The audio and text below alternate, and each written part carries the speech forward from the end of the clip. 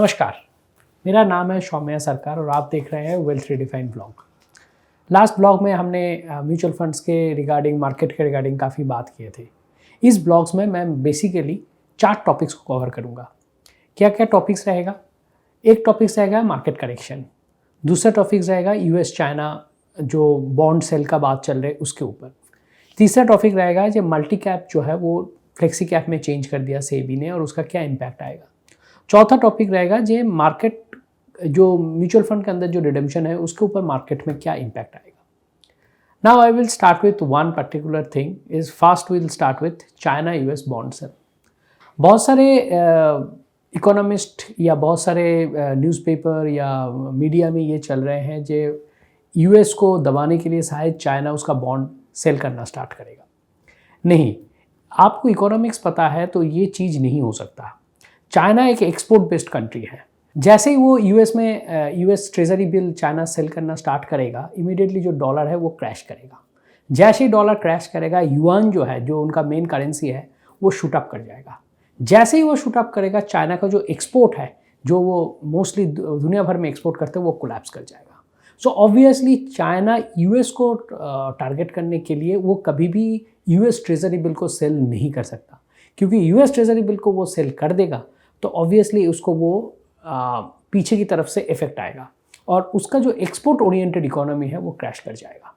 जो क्रैश होगा वो जो यूएस ट्रेजरी बिल सेल करके वो यूएस को जो नुकसान पहुंचाने का कोशिश करेगा उससे ज़्यादा नुकसान उसका खुद का हो जाएगा। इसीलिए चाइना ये वाला कदम नहीं लेगा। तो इसके हिसाब से, मेरे हिसाब से this is one of the reason जो काफ़ी मीडिया में बात चल रही है जो शायद इसकी वजह से मार्केट में क्रैश आ सकता है, वो नहीं आएगा। मार्केट के क्रैश आदत चीज़ों की वजह से आ सकता है, लेकिन इसके वजह से नहीं आएगा।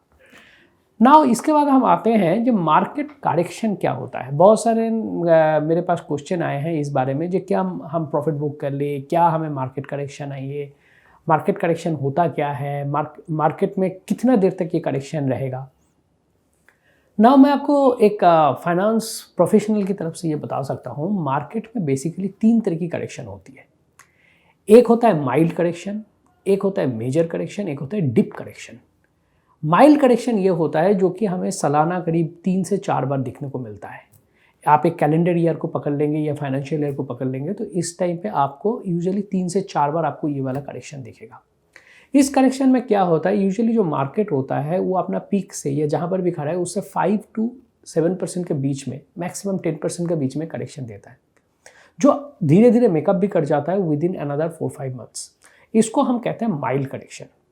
उसके बाद आता है major correction. Major correction usually हमें 2 से 2.5 साल या 3 साल के बीच में मिलता है, एक ही बार मिलता है यूजुअली इन 2, 2.5, 3 साल के बीच में। इस पर क्या होता है, मार्केट अप्रोक्सीमेटली 20 से 25% करेक्शन देता है और फिर वो अगले 2-3 साल में वो मेकअप भी करता है। इस मेजर करेक्शन यूजुअली हमें 2013 के बाद से बहुत ज़्यादा देखने को नहीं मिली है, लेकिन हाँ कभी कभी ये करेक्शन आता है। 2-2.5 साल की ये एक फेज़ के अंदर ये करेक्शन होता है। तीसरा जो सबसे इंपॉर्टेंट करेक्शन है उसको कहते हैं dip correction. Dip correction usually decades में एक बार आते हैं, जिस पर मार्केट करीब 50% गिर जाता है। यूजुअली जो मार्केट का गिरने का जो सिचुएशन है वो कभी 50% से ज़्यादा नहीं होता है। Usually it's except the great depression kind of a thing.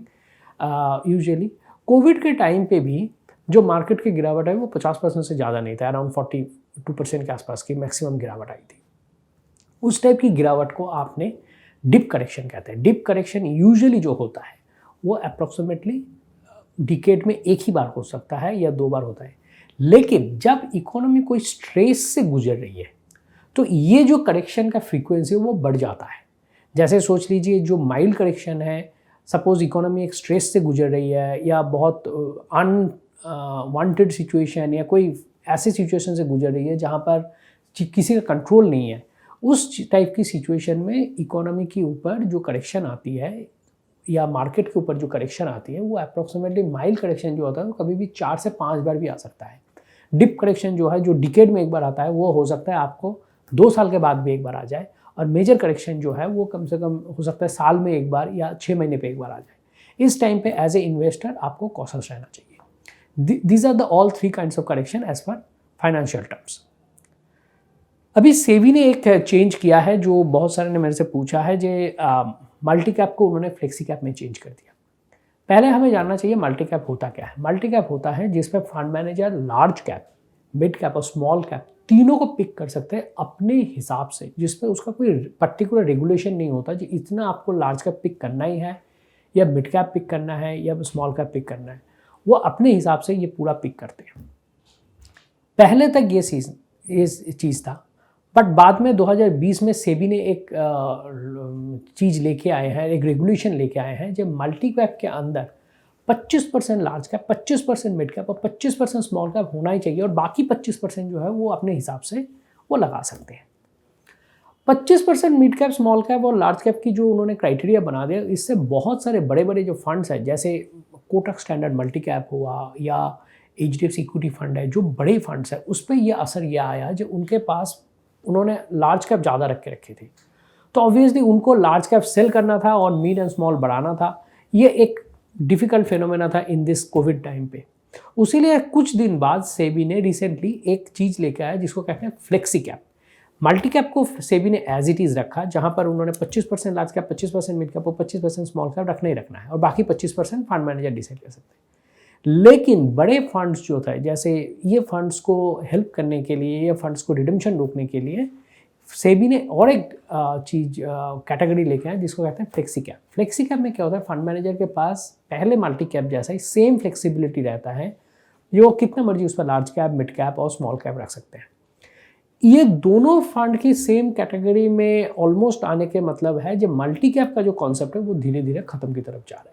Most of the fund जो वो अपने आप को फ्लेक्सी कैप में मूव कर देगा, या मल्टी कैप के लिए वो नया NFO लेके आएंगे जिसपे एक नया फंड आ जाएगा। बट यूजुअली जो कॉन्सेप्ट है वो फ्लेक्सी कैप ज़्यादा रेलिवेंट रहेंगे, क्योंकि वहाँ पर फंड मैनेजर की पकड़ रहेगा जो उन्होंने मार्केट सिचुएशन देखते हुए जो उनको लार्ज कैप रखना है, मिड कैप रखना है या स्मॉल कैप रखना है, जो भी रखना है वो फंड मैनेजर अपने हिसाब से रख पाएगा। रिसेंट टाइम में हमने देखा है जो म्यूचुअल फंड में काफ़ी रिडम्पशन हुआ है, और इसमें मार्केट में क्या इम्पैक्ट आएगा। देखिए, म्यूचुअल फंड की रिडम्पशन जो हुआ है ये मोस्टली हुआ है पैनिक सेलिंग की वजह से। बहुत सारे इन्वेस्टर्स और एडवाइज़र्स जो पैनिक मोड पे चले गए, जो नहीं शायद ये एक ग्रेट डिप्रेशन की तरफ जा रहे हैं, शायद ये जो फिनोमेना ये बहुत लंबा फिनोमेना है, कोविड का जो फिनोमेना है, इसके वजह से हमें मार्केट में करेक्शन को देखने को मिली है, और ये इसके वजह से MF में काफ़ी रिडम्पशन हुआ है। MF रिडम्पशन का और एक रीज़न भी है जो लॉस ऑफ जॉब्स। बहुत सारे एम्प्लॉयज़ के पास जॉब चले गए ये करके, तो उनका फैमिली का एक्सपेंडिचर या बाकी चीज़ों के लिए उनको MF से रिडम्पशन करना पड़ा। मार्केट में इसका इम्पैक्ट आता सपोज FII नहीं आते तो, बट इंडियन मार्केट में क्या हुआ, जो अगस्त के बाद से, जुलाई अगस्त के बाद से FII ने पैसा डालना स्टार्ट किया। FII का मतलब होता है फॉरेन इंस्टीट्यूशनल इन्वेस्टर्स। इन्होंने लगातार पैसा डालना स्टार्ट किया, तो obviously DII, domestic institutional investor, जैसे mutual fund, LIC, insurance companies, government, ये सब हो गया।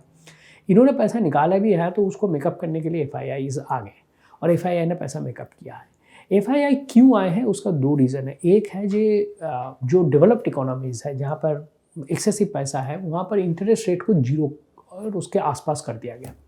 उसका मतलब है जो वहाँ पर कैश का अवेलेबिलिटी बहुत किया गया, जो कि कहीं ना कहीं इन्वेस्ट होना था। हमेशा जब डेवलप्ड इकोनॉमी में पैसा एक्सेसिव होता है तो वो यूजुअली इमर्जिंग इकोनॉमीज़ में जाते हैं। जैसे मैं आपको एक सिंपल एग्जाम की तरह बता सकता हूँ, जैसे सपोज़ लार्ज कैप में आपने पैसा बहुत लगा दिया, तो उसके बाद नेक्स्ट फेज़ जो होता है वो पैसा मिड कैप में लगता है। सेम वे में जब लार्ज कैप में, that means the developed economies जब अच्छे कर गए या डेवलप्ड इकोनॉमी का जब एक्सेसिव पैसा हो गया, तो वो पैसा वो इमर्जिंग इकोनॉमी में लगाते हैं। उसीलिए इंडिया या आप देखेंगे इंडोनेशिया, इस टाइप की कंट्रीज़ में पैसा लग रहा है, उसका स्टॉक मार्केट बढ़ रहा है। एज सच MF रिडम्पशन की बहुत इम्पैक्ट मार्केट में नहीं आया, और हो सकता है वो इतना जल्दी नहीं भी आएगा। लेकिन सपोज़ ये फिनोमेना कंटिन्यू होता रहा और FIIs ने भी पैसा निकालना स्टार्ट किया, तब जाके यहाँ पर इम्पैक्ट आ सकता है। वे फॉरवर्ड स्ट्रैटेजी इसके लिए क्या है, मैंने बहुत बार आपको बहुत वीडियोस में, बहुत आर्टिकल्स में, बहुत चीज़ों में मैंने आपको बताया। सिस्टमेटिक इन्वेस्टमेंट का कोई यू कैन से ऑल्टरनेटिव नहीं है। Systematic investment is the best way you can create the wealth in the long run. हमने इन्वेस्टर का एक बिहेवियर नोटिस किया है in this Covid time, specially जो छोटे अमाउंट इन्वेस्ट करते हैं। सपोज 10,000 के हिस्से, 15,000 के हिस्से, 20,000 के हिस्से, वो कभी वेल्थ क्रिएशन में नहीं जाता। वो मोस्टली क्या होता है, पैसा थोड़ा सा बनता है वो निकाल लेता है।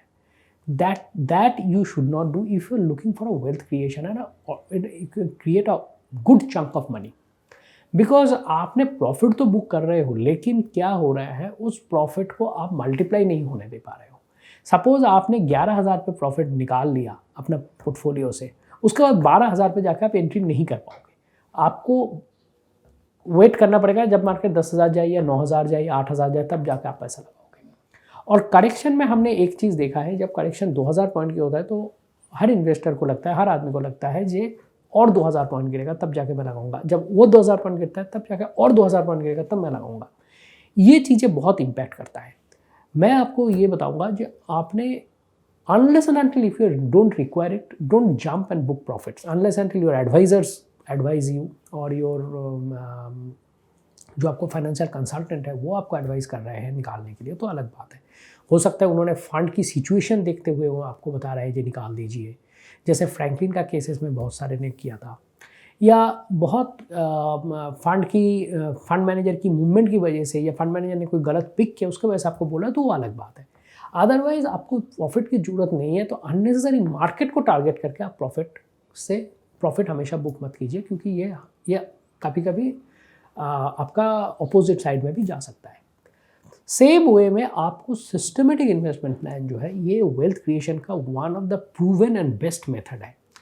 इस पे आपको टाइमिंग करने की ज़रूरत नहीं होता, आपका बिहेवियरल कंट्रोल करने की ज़रूरत नहीं होता, तो इसीलिए उसको आप बरकरार रखिए और उसके साथ आप कंटिन्यूएशन रखिए।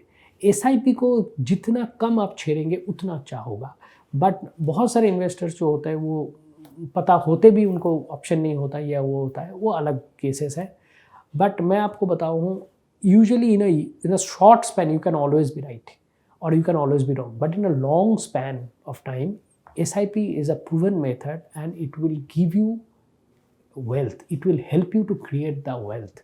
Actually stock market is not about making profit, it is about creating the wealth. जैसे रियल एस्टेट में वेल्थ क्रिएट किया है, सेम वे में स्टॉक मार्केट में वेल्थ क्रिएट करता है। वेल्थ क्रिएट करने के लिए आपको वो टाइम देना पड़ेगा, आपको SIP के थ्रू इन्वेस्ट करना पड़ेगा, so that you continue it. ऐसे हम लगातार वीडियो लेके आएंगे। अच्छा लगा तो इस चैनल को आप सब्सक्राइब कीजिए, शेयर कीजिए, लाइक कीजिए। चाहे तो आप अपना व्हाट्सएप ग्रुप में भी इसको आप भेज सकते हैं। सपोज़ आपको कोई रिलेटिव्स है या फ्रेंड्स है जिसको इसके बारे में जानकारी चाहिए, आप उनको दे सकते हैं। आपका कोई भी क्वेरीज़ है तो आप हमें नीचे अपना कमेंट बॉक्स पे लिख सकते हैं, ईमेल के ज़रिए या मोबाइल फ़ोन के ज़रिए आप हमें बता सकते हैं। हम ऐसे लगातार वीडियो नए जानकारी के साथ लेके आते रहेंगे एंड जो भी आपका क्वेरीज़ है उसको हम रिजॉल्व करते रहेंगे। Thank you for watching this video. नमस्कार।